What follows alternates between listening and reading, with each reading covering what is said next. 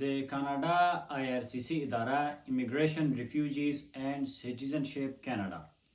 د لکه څنګه چې تاسو ته پته ده چې هر کال د مهاجرینو د قبولولو لپاره د هغوی سطح اعلانوي. نو دا ځل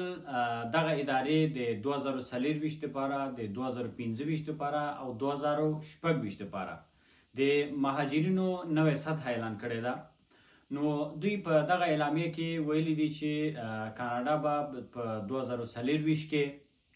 او همدارنګه په 2025 کې او 2026 کې نو لوړه کچه مهاجرین به دوی قبلوي. نو هغه اندازې ته هم راځم چې دوی څومره تعداد مهاجرین په 2024 کې، 2025 او 2026 کې دوی قبلوي. نو لکه څنګه چې تاسو ته پته ده چې کاناډا یو مهاجر پذیره هیواد ده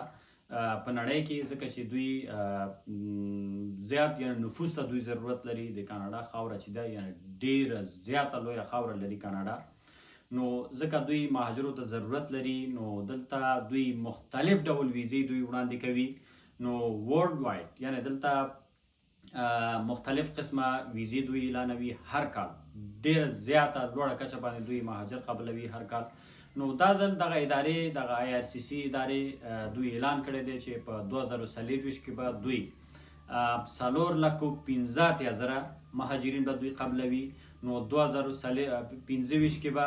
نو 15 لکه مهاجرین دوی قبلوي او همدارنګه په 2026 کې به هم 15 لکه مهاجرین دوی قبلوي. نو بیا دغه ویزې چې کوم یو دي، دا چې کومې کچې چې ما تاسو ته اعلان کړلې، نو دغه ویزې بیا کټګوري وایس لري. نو دوی کټګوري کړي دي چې دغه ویزې په اکانومیک بخش کې، فیملی بخش کې، ریفیوجی بخش کې او همدارنګه هیومانیټیرین یا بشردوستانه په بخش کې. او دغه ویزې بیا دوی په دغه کټګوري، په دغه تقسیم بندي باندې دوی بیا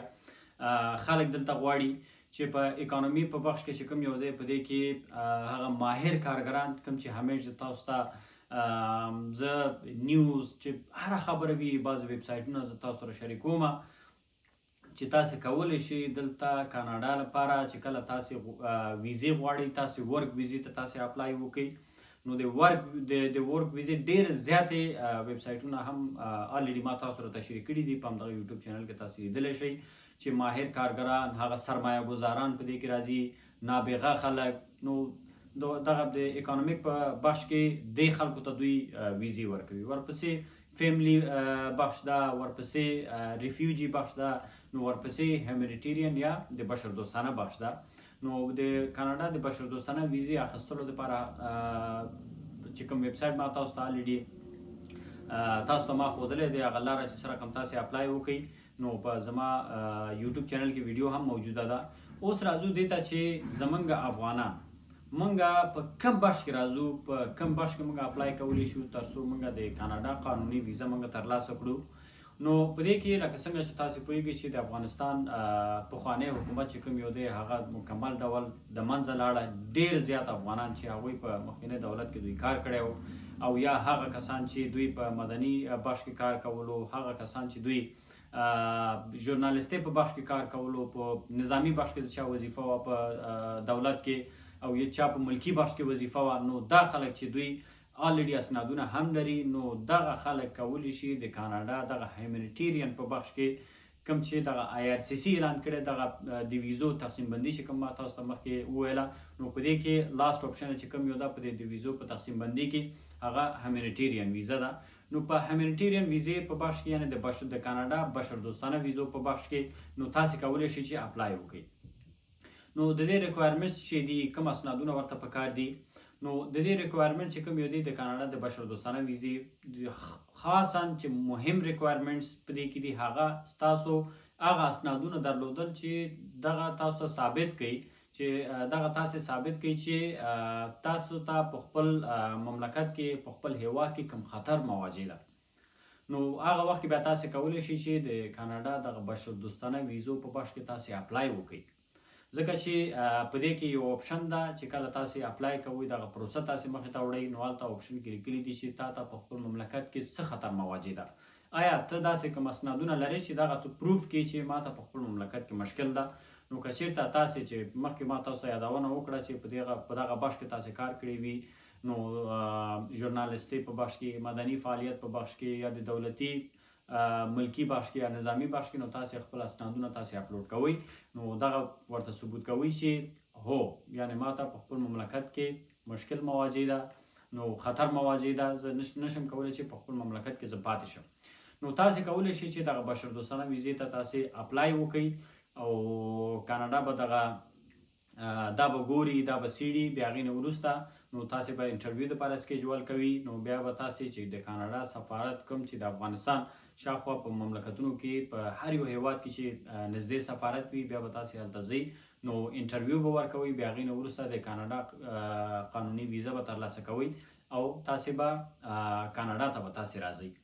او بل د بعضې چې کوم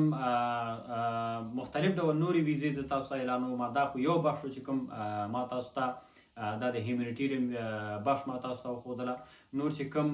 ورک ویزې دي نو په دې کې هم تاسې اپلای کولی شي همدارنګه چې کوم سټوډنټ ویزې دي لکه تاسې درس دپاره دلته راتللی شئ چې ډېر زیاتې مختلفو بخشونو کې چې دلته څومره کالجونه دي څومره یونیورسټیانې دي هغوی هر وخت سکالرشپ اعلانوي او همدارنګه چې کوم خصوصي پوهنتونونه دلته دي هغوی انټرنیشنل سټوډنټ هغوی قبلوي نو تاسې هغه پوهنتونونو ته تاسې اپلای کولی شي هغه کالجونو ته تاسې اپلای کولی شي همیش تاسو سره مختلف ویډیوګانې د کاناډا د تحصیلي ویزې په اړه زما ډېر زیات په همدغه یوټیوب چینل کې موجودې دي نو تاسې کولی شئ چې یو ځل هغې ته لاړ شئ او هغه ویډیوګانې تاسې وګورئ تاسې اپلای وکړئ او که څوک اپلای نشي کولی نو هغوی کولی شي که هر یو بخش ته تاسې اپلای کول غواړي که هغه بشردوستانه ویزې ته وي که هغه کاناډا تحصیلي ویزې ته وي که نور فورمونه چې تاسې ورباندې نه پوهیږئ نو کولی شو چې زموږ ټیم تاسو ته اپلای وکړي تاسې کولی شئ چې ما سره په دغه ایمیل ادرس کې ما سره تاسې تماس ونیسئ چې ایمیل ادرس د تاسو همداسې وایم خیر په همدغه د ویډیو په ډسکرپشن کې هم تاسو سره زه شریکوم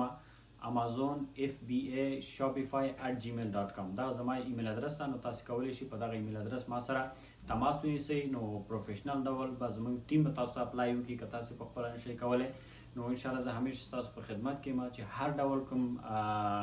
قانوني کومې پروسې وي نو چې زه به معلومات اخلم او تاسو سره به شریکوم نو که چا د زما یوټیوب چینل سبسکرایب کړی نه وي نو تاسې دا چینل سبسکرایب کړئ چې همیش د راتلونکي کوم معلوماتي ویډیوګانې وي د هغه که د هر بخش ویزو دپاره وي انشاءالله زه تاسو سره